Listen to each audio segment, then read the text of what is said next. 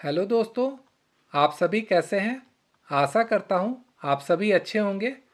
आप सभी का स्वागत है आपके अपने YouTube channel SSC exam pro में, जो भारत को महंगे कोचिंग के फीस से मुक्त कराने के उद्देश्य से बनाया गया है। आज के इस वीडियो में हम मोस्ट इम्पॉर्टेंट 26 साइंस से संबंधित प्रश्नों को देखेंगे। यह साइंस से संबंधित प्रश्नों का पार्ट 48 है। अगर आप 1 से लेकर 47 तक का पार्ट देखना चाहते हैं तो मेरे चैनल पे जाके देख सकते हैं। आगे का पार्ट अगले वीडियो में आएगा, तो चैनल को लाइक, शेयर और सब्सक्राइब जरूर करें तथा नोटिफिकेशन बेल को भी क्लिक कर दें। तो चलिए शुरू करते हैं आज का पहला प्रश्न। तो आज का पहला प्रश्न है, सेलिनोमीटर यंत्र का प्रयोग होता है किसी घोल में लवण की मात्रा निर्धारित करने के लिए, रक्त में लवण की सांद्रता निर्धारण करने के लिए, समुद्र में लवण की मात्रा निर्धारण करने के लिए, या फिर मनुष्य शरीर की मात्रा निर्धारण करने के लिए। तो इसका आंसर है ऑप्शन नंबर ए, किसी घोल में लवण की मात्रा निर्धारित करने के लिए।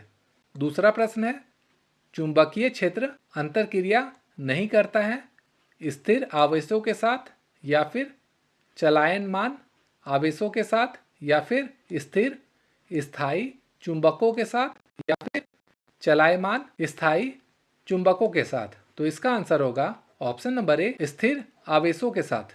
तीसरा प्रश्न है, एक स्थान से दूसरे स्थान तक विद्युत शक्ति का वितरण उच्च प्रत्यावर्ती धारा वोल्टता पर किया जाता है क्योंकि विद्युत का अपव्यय कम होता है, वैद्युत तारों की चोरी रोकी जा सकती है, विद्युत अत्यधिक कम समय पर फैल जाता है, या फिर यह विद्युतीय योग करता है।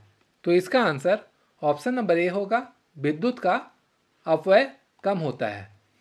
चौथा प्रश्न है, एक पंखे के नीचे बैठा हुआ आदमी ठंडा महसूस करता है। यदि तापमापक को पंखा के नीचे रख दिया जाए तो पाठ्यांक क्या होगा, यह हमें बताना है। यह उच्चतर पाठ्यांक दर्शाएगा, या फिर यह केवल सामान्य तापक्रम दर्शाएगा, या फिर कुछ सामान्य तापक्रम का कम मान दर्शाएगा, या फिर कुछ कहना संभव नहीं है। तो इसका आंसर होगा ऑप्शन नंबर बी, यह केवल सामान्य तापक्रम दर्शाएगा। पांचवा प्रश्न है, मानव आँख की रेटिना पर निर्मित प्रतिबिंब होता है वास्तविक एवं सीधा, वास्तविक एवं उल्टा, काल्पनिक एवं सीधा, या फिर काल्पनिक एवं उल्टा।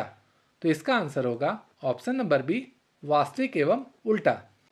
छठा प्रश्न है, जब श्री ए श्री बी के साथ हाथ मिलाते हैं किस प्रकार का बल वे प्रयोग करते हैं, यह हमें बताना है। गुरुत्वीय, विद्युत चुंबकीय, नाभिकीय, या फिर दुर्बल। तो इसका आंसर होगा ऑप्शन नंबर डी, दुर्बल। सातवां प्रश्न है, जल में समान लवण के घोल में होते हैं सोडियम एवं क्लोरीन के प्राकृतिक परमाणु, या फिर सोडियम के ऋणात्मक आयन एवं क्लोरीन के धनात्मक आयन, या फिर सोडियम के धनात्मक आयन एवं क्लोरीन के ऋणात्मक आयन, या फिर सोडियम क्लोराइड के अणु। तो इसका आंसर होगा ऑप्शन नंबर सी, सोडियम के धनात्मक आयन एवं क्लोरीन के ऋणात्मक आयन। आठवां प्रश्न है, HCl OOH से अधिक शक्तिशाली अम्ल है, क्यों, यह हमें बताना है। इससे H अणु की संख्या कम होती है, या फिर यह H+ आयन उत्पन्न करने हेतु संपूर्ण आयनिक होता है, या फिर इसमें क्लोरीन होता है, या फिर इसमें ऑक्सीजन नहीं होता है।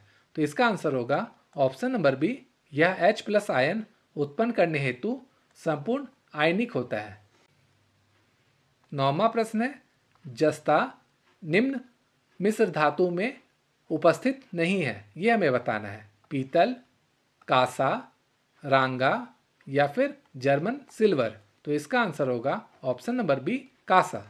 10वां प्रश्न है, शुष्क बर्फ कहलाता है ठोस कार्बन डाइऑक्साइड गैस, हवा एवं जल का मिश्रण, या फिर इनमें से कोई नहीं। तो इसका आंसर होगा ऑप्शन नंबर ए, ठोस कार्बन डाइऑक्साइड। 11वां प्रश्न है, आंध्र हवा में लोहे के मोर्चा में शामिल है। लोहा का जल योजन या फिर लोहा द्वारा इलेक्ट्रॉनों की ना हानि और ना ही लाभ, या फिर लोहे द्वारा इलेक्ट्रॉन का लाभ या फिर लोहा द्वारा इलेक्ट्रॉन की हानि। तो इसका आंसर होगा ऑप्शन नंबर डी, लोहा द्वारा इलेक्ट्रॉनों की हानि। 12वां प्रश्न है, एक धातु जिसे लौह के साथ मिलाकर स्टेनलेस स्टील बनाया जाता है वह है, ये कौन सा है वो हमें बताना है। निकेल, क्रोमियम, एल्युमिनियम या फिर जिंक। तो इसका आंसर होगा ऑप्शन नंबर बी, क्रोमियम। 13वां प्रश्न है, निम्नलिखित में से कौन आह्लो धातु है। कोबाल्ट, एल्युमिनियम, निकेल या फिर आयरन। तो इसका आंसर होगा ऑप्शन नंबर बी, एल्युमिनियम। 14वां प्रश्न है, निम्नलिखित में से कौन एक रासायनिक अभिक्रिया नहीं है। दूध का दही में परिवर्तन, काष्ठ का जलना, जल में लवण का घुलना या फिर लोहा में मोर्चा लगना। तो इसका आंसर होगा ऑप्शन नंबर सी, जल में लवण का घुलना। 15वां प्रश्न है, विकासशील उत्पन्न फसलों में संस्करण उपयोगी है, ये क्या है ये हमें बताना है। नए एवं बेहतर जीनों को उत्पन्न करने के लिए, या फिर अवांछनीय जीनों को उत्पन्न करने में, या फिर जीनों का अनुकूलन सम्मिश्रण उत्पादन करने के लिए, या फिर अनुकूलन जीवों को बढ़ावा देने तथा अनुकूलन का निशाकरण करने में। तो इसका आंसर होगा ऑप्शन नंबर सी, जीनों का अनुकूलन सम्मिश्रण उत्पादन करने में। 16वां प्रश्न है, निम्नलिखित फसलों में से किसमें सबसे अधिक प्रकाश संश्लेषण सक्रिय होता है। कपास, गन्ना, गेहूं या फिर धान। तो इसका आंसर है ऑप्शन नंबर बी, गन्ना। 17वां प्रश्न है, मानव शरीर में दीर्घतम अंतःस्रावी ग्रंथि है। पिट्यूटरी, थायराइड, एड्रिनल या फिर थाइमस। तो इसका आंसर है ऑप्शन नंबर बी, थायराइड, इसे O2 भी कहते हैं। 18वां प्रश्न है, रेडियम प्राप्त होता है गेलिना से, हेमेटाइट से, पिच ब्लेंड से या फिर बॉक्साइट से। तो इसका आंसर होगा option number C, pitchblende से। 19वां प्रश्न है, निम्नलिखित में से कौन सर्वाधिक स्थायी तत्व है। ऑक्सीजन, नाइट्रोजन, रेडियम या फिर सीसा।